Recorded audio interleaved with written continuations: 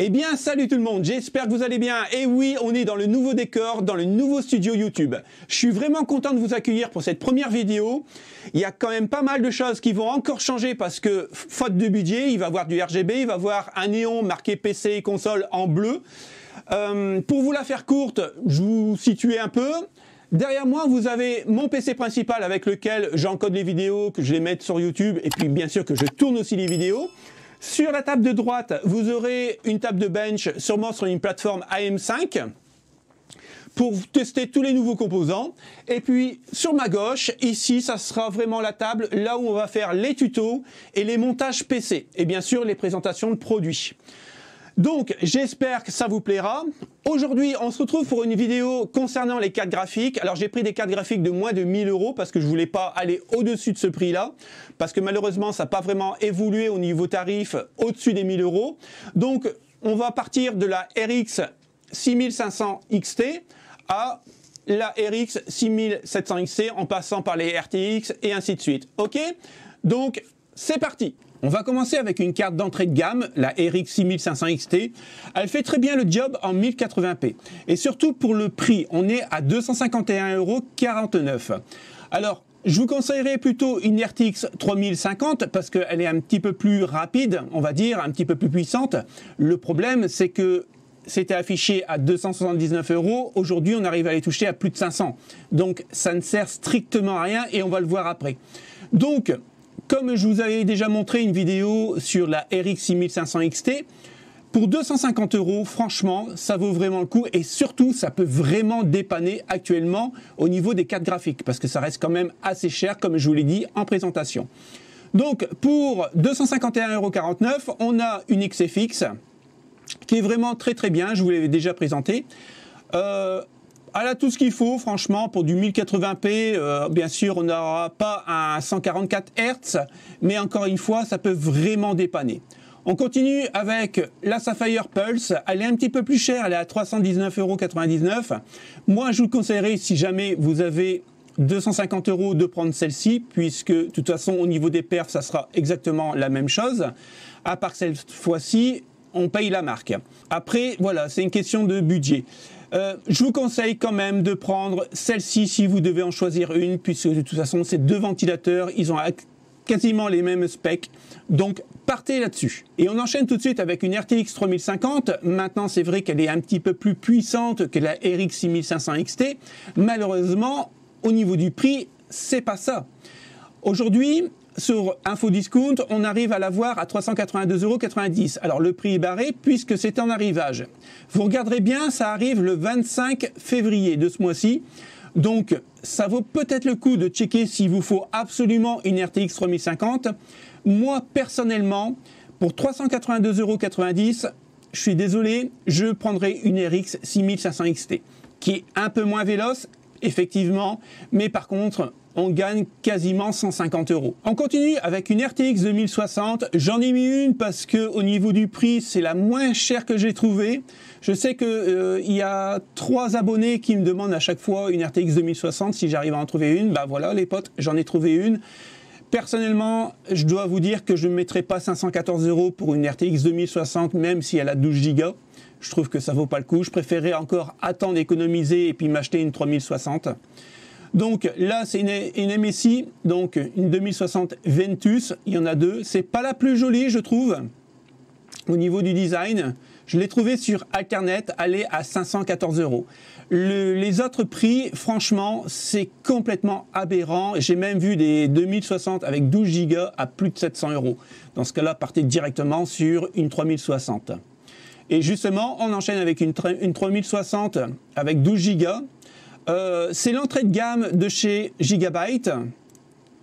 Elle est vraiment sympa. Après, c'est un look assez sobre hein, quand même. Ils ont quand même mis un petit RGB qui est ici, qui est plutôt joli. On pourra mettre 2 DisplayPort et 2 HDMI. Donc celle-ci, pour jouer en 1080p, avec un bon taux de FPS à tous les jeux du moment, même les AAA, il n'y a aucun problème. Maintenant, pour du 1440p, je vous conseillerais plutôt une RTX 3060 Ti, mais le prix n'est pas le même. Il faut savoir que cette 3060, si vous vous souvenez bien, pendant la période de Noël, elle était à plus de 800 €. Donc là, on a quand même une baisse, on arrive à 659,99 €. Ça reste cher par rapport au prix d'origine annoncé par Nvidia, mais bon, on sait très bien qu'on est en pénurie. Donc là, on la trouve à 659 € sur Amazon. Et il y en a en stock, et il en reste plus 4 en stock. On continue, j'ai trouvé, pour vous faire voir la différence, donc on va regarder une RTX 3060. Alors je ne me souviens pas si c'est une 3060 Ti. Donc c'est une Asus. Elle est affichée au prix de 700 €. Donc c'est bien une Ti avec 8 Go. État neuf, je la vends 700 €. Pour plusieurs renseignements, contactez-moi. Donc état neuf, ça vaut quand même 700 €. Pour rappel, si jamais vous achetez une carte graphique ou un PC sur le bon coin, déplacez-vous et essayez la carte graphique ou le PC. Parce que si jamais vous avez un souci avec le matériel que vous avez acheté et en livraison, ça vous risque péril. Moi personnellement, je ne le ferai pas, surtout pour des sommes comme ça. On continue avec Alternate. J'ai trouvé une 3060 Ti la moins chère. Même sur Amazon, je n'ai pas trouvé moins cher. On est à 771 €. Donc, c'est une Zotac. Et c'est bizarre parce que Zotac, d'habitude, est quand même moins cher. C'est une marque qui est moins chère par rapport aux autres. Après, ça reste une très très bonne carte graphique, hein, aucun problème. Pour jouer en 1440p avec un bon taux de FPS à tous les jeux du moment, il n'y a aucun souci. Mais c'est un coût. 771 €. Ça commence vraiment à faire cher. Et on va terminer pour les cartes de moins de 1000 €. C'est tout ce que j'ai trouvé sur les RX 6700 XT. Donc là, c'est pour jouer en 1440p avec un très bon taux de FPS, sans aucun souci. Malheureusement, ça reste quand même assez cher. Il faut savoir que ces cartes-là, avant Noël, ils étaient à plus de 1000 €. Hein. Donc, on va regarder un peu. Bon, on voit pas grand-chose, malheureusement. On voit que c'est une Sapphire. Ça m'a l'air d'être entretenu, je pense. Bonjour, Radeon RX 6700 XT 12 Go est à neuve avec boîte et facture. Elle fait tourner tous les jeux en 2K, donc 1440p, 144 Hz et autres. Parfait pour le gaming. Elle est encore garantie. Plaisantin, non, merci. Donc, écoutez, c'est à voir. Encore une fois, si jamais ça vous intéresse pour 700 €, déplacez-vous et demandez un essai. Ça vaudrait mieux le coup de... Bon, là, apparemment, c'est état neuf, mais on ne sait jamais. Hein, ça reste quand même le bon coin, je tiens à préciser. On continue sur Amazon. J'ai trouvé une XFX, toujours en 6700 XT. Pour moi, actuellement, les meilleures cartes du moment en carte graphique, ça reste les RTX 3060 Ti et les RX 6700 XT. Après, au-dessus, ça reste quand même plus haut de gamme, donc beaucoup plus cher. Et est-ce que ça vaut vraiment le coup? Je ne pense pas, à moins que vous jouez en 4K. Donc, c'est très joli, hein. Moi j'aime beaucoup les XFX, comme vous le savez. En plus, c'est un boîtier en aluminium, donc ça c'est vraiment cool. On arrive aujourd'hui à la toucher avec une remise de 15% à 817 € sur Amazon. Ce qui est pas mal, c'est qu'elle est vraiment future-proof, surtout avec les 12 Go de DDR6 de VRAM. On continue sur Alternate, toujours avec une XFX, la 309, je ne sais même pas si c'est la même, on ne voit pas, c'est dommage. Donc c'est la même, hein, mais par contre, vous voyez la différence de prix, elle est plus chère sur Alternate. Alors on continue avec la dernière, toujours sur Amazon. On est toujours sur du XFX, mais le boîtier a changé. Il y a 3 ventilateurs. Elle est vraiment très très belle. Elle fait un peu plus gaming que l'autre, je trouve. Après, pour être honnête, si vous avez une XFX à prendre, prenez la moins chère. Je ne pense pas qu'avec les specs de différentes cartes, il y a vraiment une progression au niveau du taux FPS. Hein.